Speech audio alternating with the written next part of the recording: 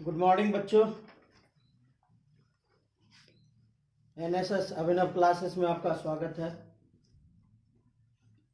और आज हम लोग अंकन पद्धति को पढ़ेंगे। आज हम लोग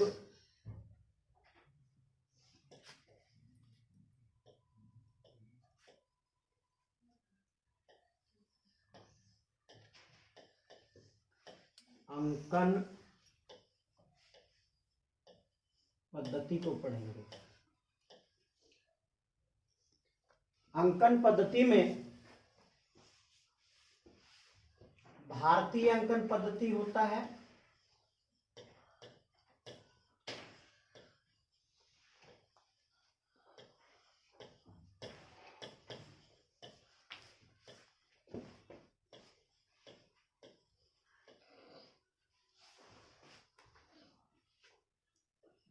भारतीय अंकन पद्धति होता है जिसकी तुलना अंतर्राष्ट्रीय अंकन पद्धति से किया जाता है।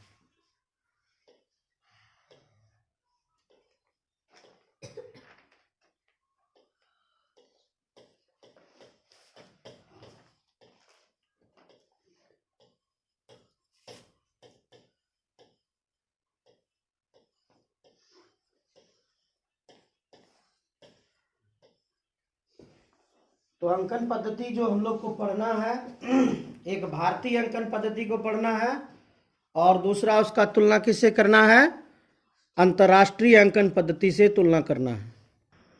तो हम लोग जो है भारतीय अंकन पद्धति में हम लोग क्या पढ़ते हैं, इकाई, दहाई, सैकड़ा, हजार, है ना। और अंतर्राष्ट्रीय अंकन पद्धति में भी उसी तरह से होता है कुछ, तो उसको हमको देखना है। भारतीय अंकन पद्धति में इकाई, भारतीय अंकन पद्धति में जिसको इकाई कहते हैं, अंतर्राष्ट्रीय अंकन पद्धति में उसको इकाई ही कहते हैं। चूंकि हम दशमिक पद्धति को पढ़ते हैं इसीलिए हमें 10 का घात हमेशा देना होता है। तो इकाई के लिए हमें 10 का घात 0 होता है। आपको इसके पीछे पढ़ाए थे कहीं पर कि किसी भी अंक पर अगर घात 0 दे दिया जाए तो उसका मान कितना होता है, उसका मान 1 होता है। किसी भी अंक पर अगर घात हम 0 दे देते हैं तो उसका मान कितना हो जाता है, 1 हो जाता है। और हम दशमिक पद्धति को पढ़ते हैं इसीलिए हमें 10 पर ही घात देना है। तो भारतीय अंकन पद्धति में जो इकाई होता है वो अंतर्राष्ट्रीय अंकन पद्धति में भी इकाई ही होता है। अब आते हैं आगे, दहाई। दहाई माने हम लोग समझते हैं 10, तो वही है 10 का घात 1। इधर भी इसको क्या कहते हैं, दहाई कहते हैं। सैकड़ा,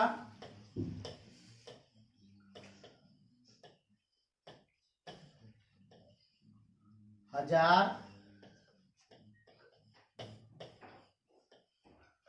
10,000,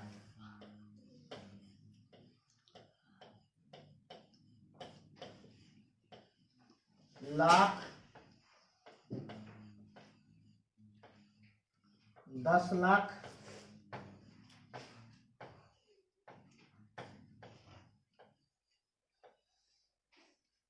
सैकड़ा 10 पर 10 का घात 2 यानी कितना होता है, 100।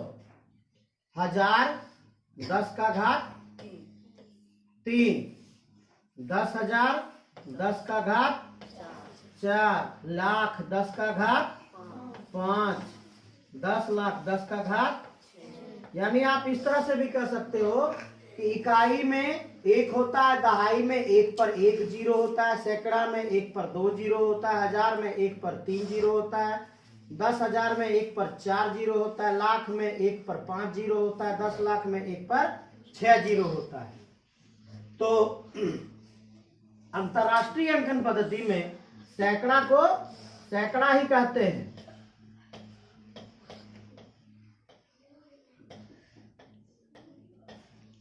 हजार को हजार ही कहते हैं। ये इसके सिद्ध में है।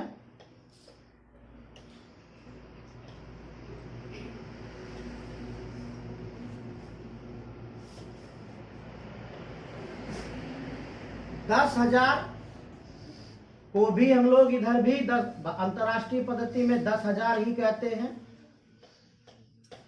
अंतर आपका यहां से आ जाता है। आप जिसको लाख कहते हो उसको अंतरराष्ट्रीय पद्धति में क्या कहते हैं बच्चे? मिलियन बोला कोई?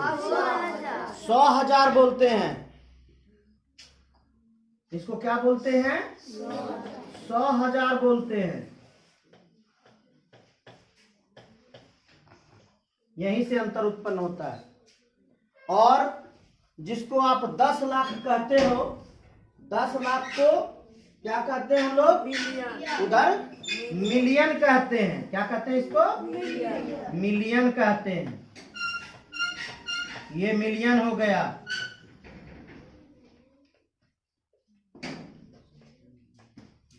अगले पेज में आते हैं।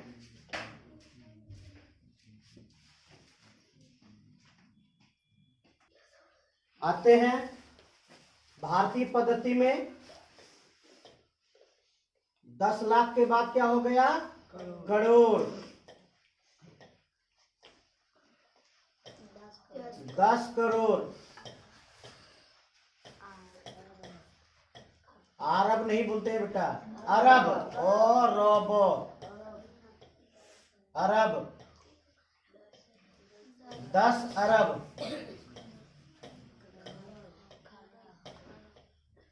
खरब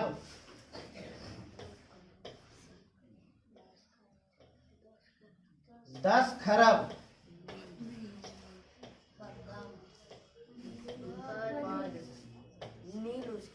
10 खरब क्या बोलते हैं? नील बोलता है। नील।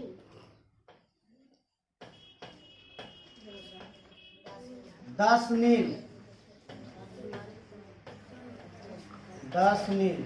आगे जो बच्चा अगले पेज में देख लेंगे। हाँ, तो आइए, 10 लाख में कितना जीरो आया था? 6 जीरो आया था ना। 1 पर 6 जीरो। तो करोड़ में कितना आएगा? 1 पर 7 जीरो। 10 करोड़ में 1 पर 8 जीरो। अरब में 1 पर 9 जीरो। 10 अरब में, खरब में 10 खरब में, नील में और 10 नील में। चलिए अब अंतरराष्ट्रीय पद्धति में देखते हैं। हम लोग 10 पर 6 जीरो जो था उसको हम लोग क्या बोले थे? मिलियन ना। तो इसको बोलेंगे हम लोग 10 मिलियन। 10 मिलियन। इसको बोलेंगे हम लोग 100 मिलियन। यही अंतर है थोड़ा सा। 100 मिलियन इसको बोल दिए। और 10 पर पावर 9 है। इसके बाद क्या आता है? बिलियन। बिलियन। ये हो गया आपका 10 बिलियन। 10 बिलियन। ये हो गया 100 बिलियन ना। 100 बिलियन।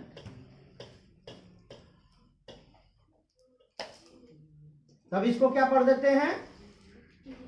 आगे बोलिए। बिलियन के बाद क्या आता है? ट्रिलियन। क्या आता है? ट्रिलियन। 10 ट्रिलियन। 10 ट्रिलियन। फिर यहां पर क्या आ जाएगा? 100 ट्रिलियन। 100 ट्रिलियन। ठीक है, ये आपका नील तक आ गया ना। 10 नील। अब क्या आता है भारतीय पद्धति में? पद्म। 10 पद्म। 10 पद्म के बाद क्या आता है? शंख। 10 शंख। 10 शंख। और 10 शंख के बाद क्या आता है? महाशंख।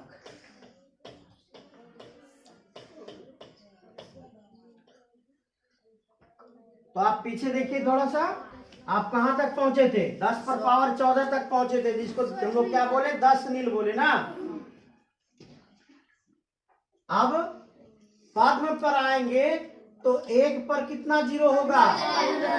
15 जीरो होगा। 10 पद्म में 1 पर कितना जीरो? 16 जीरो। शंख में 1 पर कितना जीरो? 10 शंख में 1 पर कितना जीरो? और महाशंख में 1 पर 19 जीरो। 1 पर कितना जीरो? 19 जीरो। चलिए आगे बढ़ते हैं इसमें। 100 ट्रिलियन, यानी ट्रिलियन में 3 भाग आप यहां से देखते ही आ रहे होंगे। देखिए मिलियन में, मिलियन ऊपर था, बिलियन में देखिए 3 भाग, बिलियन 10 100। ट्रिलियन में 3 भाग, ट्रिलियन 10 100। अबरी हम इस बार हम लोग कहाँ जाएंगे? इसके अगले भाग में। तो ट्रिलियन के बाद क्या होता है? क्वाड्रिलियन। क्या होता है? क्वाड्रिलियन।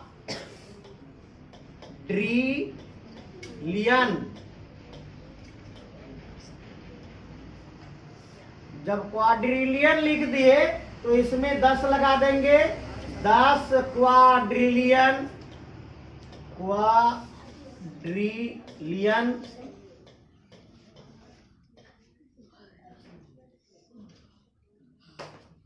फिर इसमें 100 लगा देंगे। 100 क्वाड्रिलियन।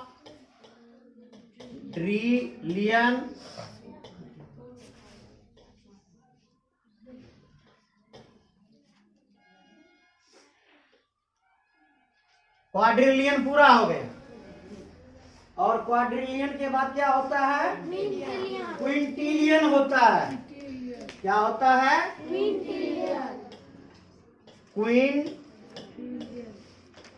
क्विंट्रिलियन। और 10 पर पावर 19 क्या हो गया? 10 क्विंट्रिलियन। 10 क्विंट्रिलियन।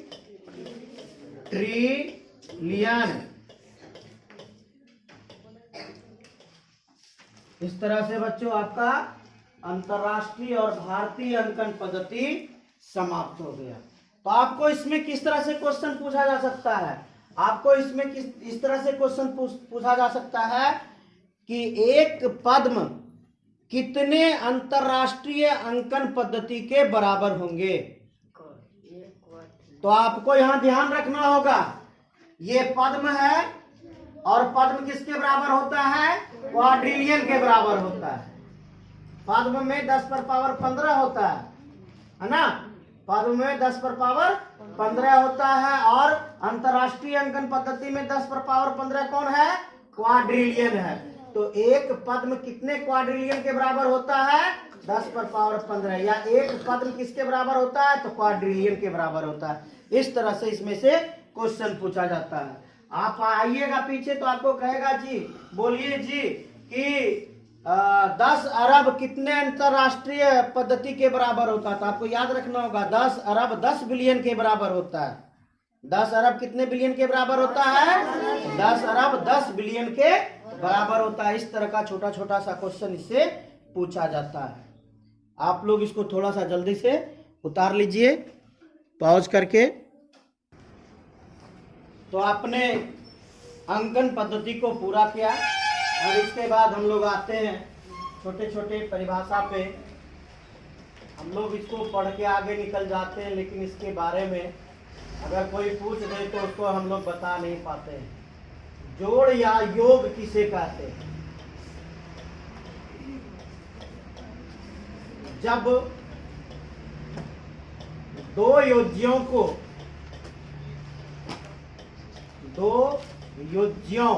अब योज्य क्या है आगे बताएंगे। जब दो योज्यों को एक साथ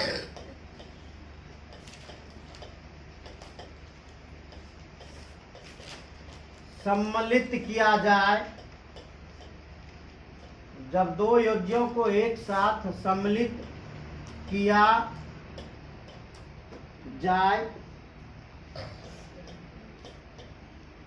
तो योगफल की प्राप्ति होती है। योगफल की प्राप्ति होती है। इस क्रिया को योग या जोड़ कहते हैं।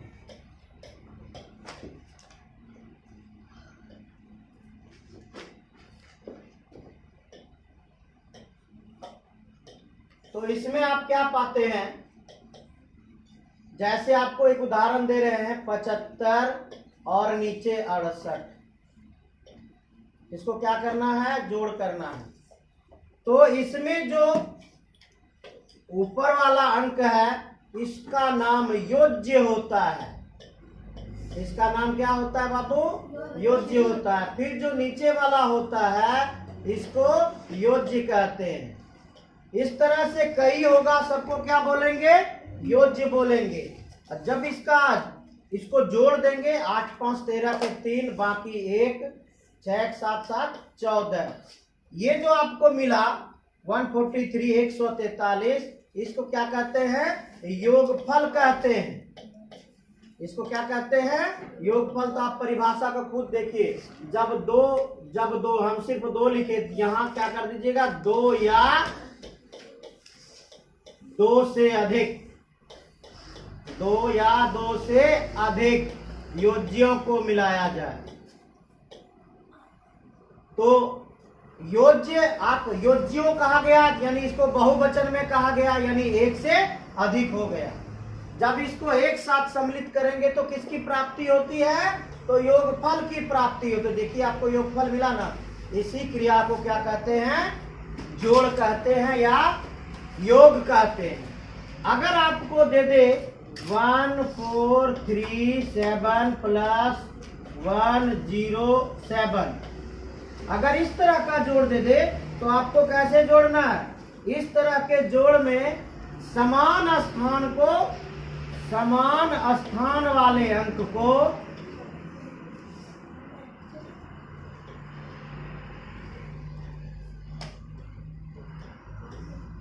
समान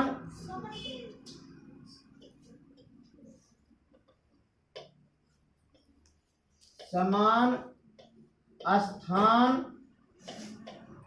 वाले अंक को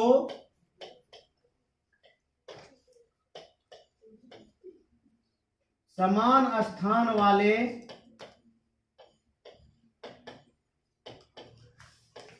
वाले अंक के साथ योग करना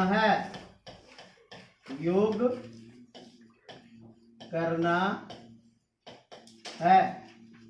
तो कैसे योग करेंगे, ये इकाई का स्थान है तो उसमें भी इकाई वाले अंक को ही जोड़ेंगे। इसमें ये दहाई वाला अंक है तो इसमें भी दहाई वाले अंक के साथ ही,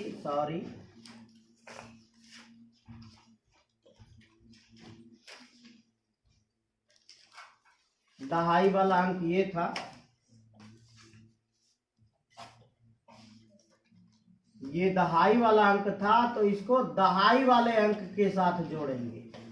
और ये सैकड़ा वाला अंक है तो इसको सैकड़ा वाला अंक के साथ जोड़ेंगे, ये इसके साथ। इस तरह से योग करके आपको योगफल ज्ञात कर लेना है। अगर कहेगा आपको घटाव किसे कहते हैं तो क्या लिखेंगे? घटाव में व्याकलन में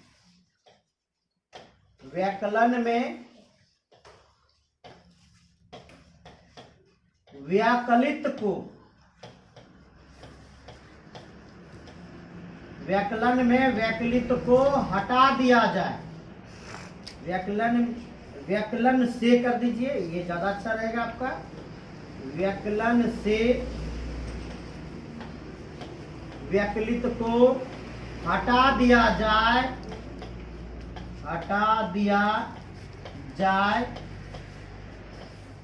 तो अंतर की प्राप्ति होती है। अंतर की प्राप्ति होती है। इस क्रिया को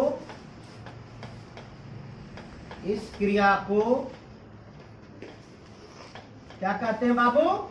घटाव कहते हैं।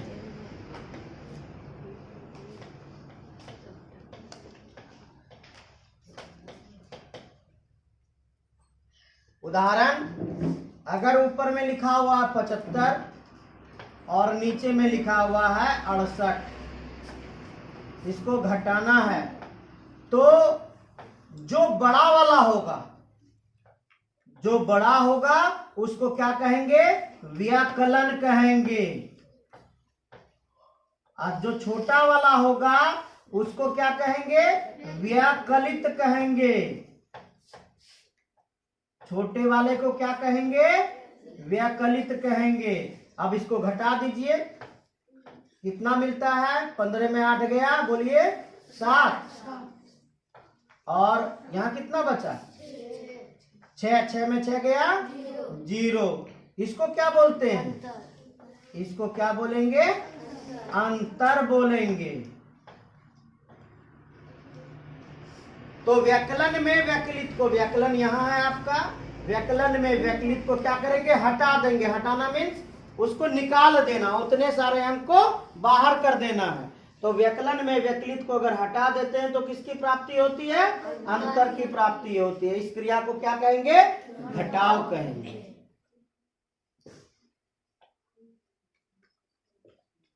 गुना किसे कहते हैं?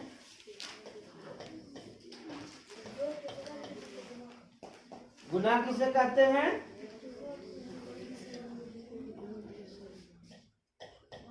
गुण्य का, गुणक के साथ,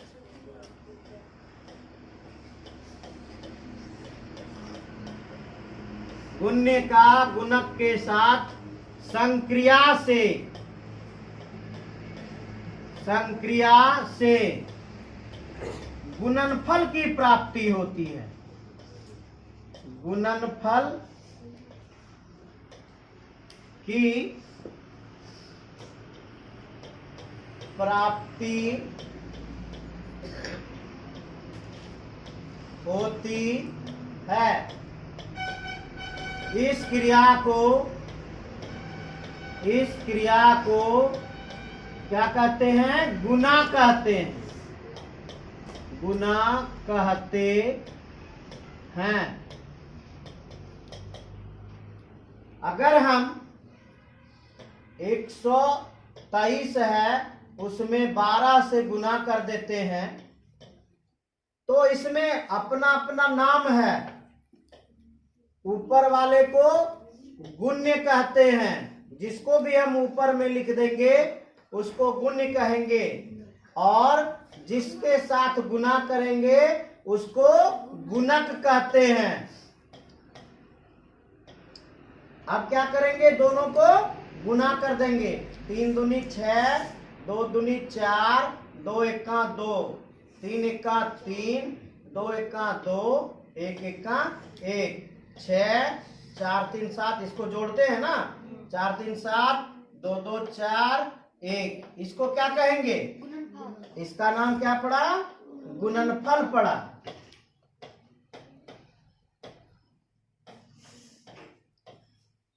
तो जब भी हम गुण्य का गुणक के साथ क्रिया करते हैं तो किसकी प्राप्ति होती है? गुणनफल की प्राप्ति होती है। इसी क्रिया को क्या कहेंगे? गुना कहेंगे। अगर आपको कह दे कि 7 7 7 7 7, इसको जोड़िए, तो हम लोग क्या करते हैं? 7 7 14, 14 7 21, 21 7 28, 28 7 35। अगर इसको हम इस तरह से कर दें, ये हो गया आपका एक बार,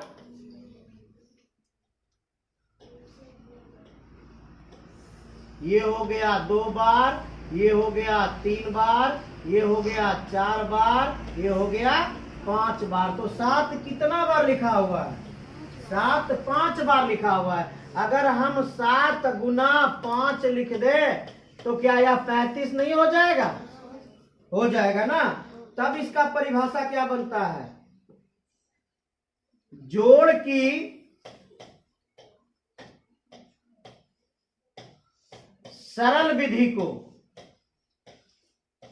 जोड़ की सरल विधि को क्या कहते हैं बाबू? गुना कहते हैं। क्या कहते हैं? गुना कहते हैं। जोड़ की सरल विधि को क्या कहते हैं? गुना कहते हैं। ये आपका गुना पूरा हुआ, आते हैं भाग का।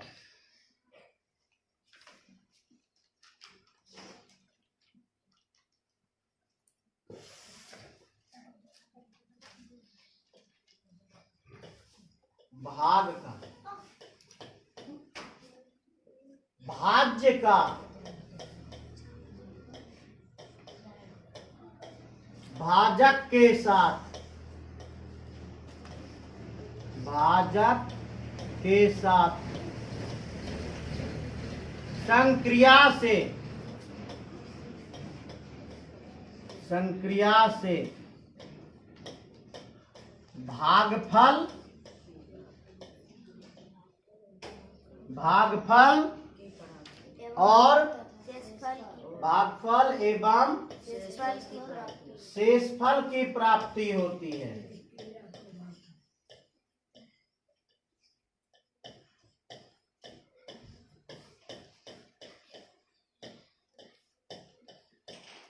होती है। इस क्रिया को क्या कहते हैं? इस क्रिया को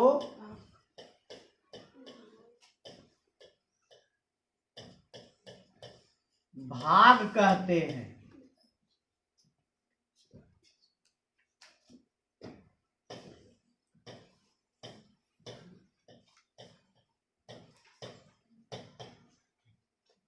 तो भाग जब देते हैं, जैसे आप देखिए यहां पर कि 127 में भाग देना है 5 से, तो कितना बार में लगा? 5 दूनी 10, 2 में 0 गया, 2 बचा, यहाँ कुछ नहीं बचा, कट्टम कुट्टी दीजिए या 0 दीजिए, जो दे दीजिए। यहाँ आया 7 5 25, 7 में 5 गया, 2 में 2 गया। तो नाम क्या है? इसका जो बीच वाला होता है, जो सबसे बड़ी संख्या होती है, उसको कहेंगे भाज्य। जिससे हम भाग दे रहे हैं उसको कहते हैं भाजक। भाग देने के बाद जो दाहिनी साइड आपको प्राप्त हो रहा है, इसको कहते हैं भागफल,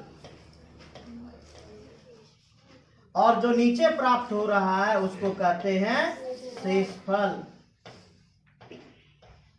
ये सारा आपको ध्यान देना होगा। भाज्य किसको कहते हैं? भाजक किसको कहते हैं? भागफल किसको कहते हैं? शेषफल किसको कहते हैं? तो शेषफल की जो प्राप्ति होगी ना, शेषफल हमेशा छोटा होगा किससे? भाजक से। शेषफल हमेशा किससे छोटा होगा? भाजक से। इससे हमेशा ये छोटा प्राप्त होगा। या दूसरी अवस्था में शेषफल आपका शून्य भी प्राप्त हो सकता है। शेषफल आपका शून्य भी प्राप्त हो सकता है और शेषफल हमेशा भाजक से छोटा ही रहेगा, कभी बड़ा नहीं हो सकता है। इस चीज को ध्यान रखना है कि जब भी आप जब भाग की क्रिया करते हैं, अगर मिस कर जाते हैं तो आपका शेषफल बड़ा आ जाएगा, अगर बड़ा आता है तो आपका भाग गलत है। तो शेषफल जब भी आएगा भाजक से छोटा आएगा या जीरो आ सकता है। जब पूरा पूरा भाग लग जाएगा तब क्या आ जाएगा? जीरो। और इसी अवस्था में इसका सूत्र बन के तैयार होता है क्या? भाज्य बराबर भाजक गुना भागफल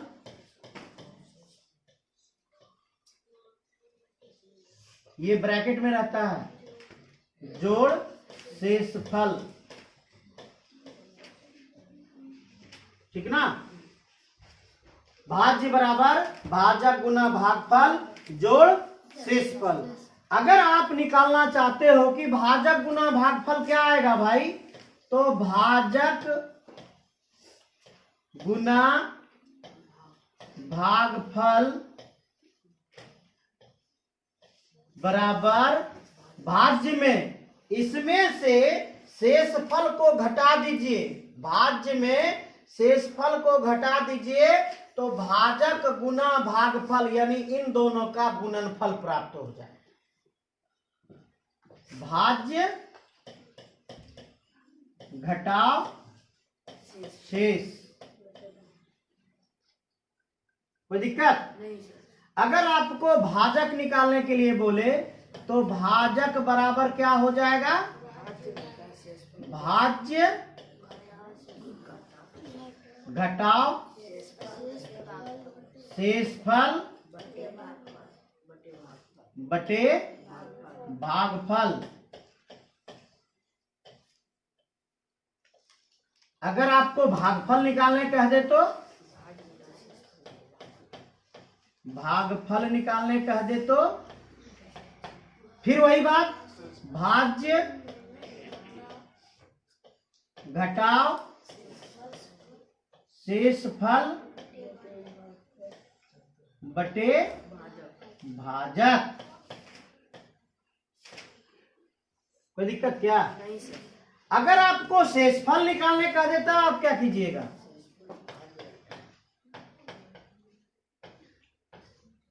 शेषफल बराबर क्या हो जाएगा बाबू? भाज्य में क्या करेंगे? घटा देंगे। किसको? भाजक गुना भागफल को। भाजक गुना भाग, इसको नीचे लिख देते हैं फल को, भागफल। इसको पूरा क्या पढ़िएगा? भागफल पढ़िएगा। अगर शेषफल की प्राप्ति करनी है तो आप भाज्य में भाजक गुना भागफल को घटा दीजिए, आपको क्या प्राप्त हो जाएगा? शेषफल प्राप्त हो जाएगा। ये आपकी किसकी क्रिया हो गई? ये भाग की क्रिया हो गई। ये भाग